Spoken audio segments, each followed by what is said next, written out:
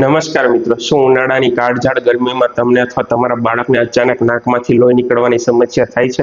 તો ગભરાશો નહીં, આ ખૂબ જ સામાન્ય છે, જેને આપણે ગુજરાતીમાં નસકોરી ફૂટવી તેવું કહીએ છીએ. આવું કેમ થતું હોય છે?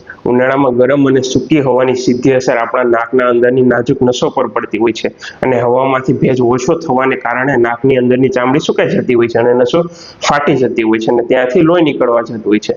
જો જ્યારે આવું થાય ત્યારે તરત જ શું કરવું જોઈએ? સૌથી મોટી ભૂલ કરે છે કે માથું પાછળની તરફ ઝુકાવી દે છે.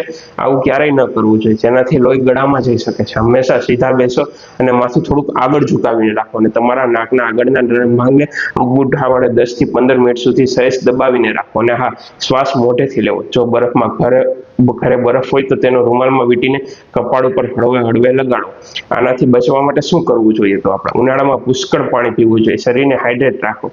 તડકામાં બહાર નીકળતી વખતે માથું ઢાંકીને રાખો અથવા તો નાકની અંદર ભીનાશ જાળવી રાખો અને ડોક્ટરની સલાહથી સલાઈન ડ્રોપનો ઉપયોગ કરો. યાદ રાખો, 20 મિનિટ પછી પણ લોહી નીકળવાનું બંધ ન થાય તો તરત જ ડોક્ટરનો સંપર્ક કરવો જરૂરી છે. આ જરૂરી માહિતી તમારા મિત્રો અને પરિવાર સાથે જરૂર શેર કરો. સ્વસ્થ રહો, સુરક્ષિત રહો. ધન્યવાદ.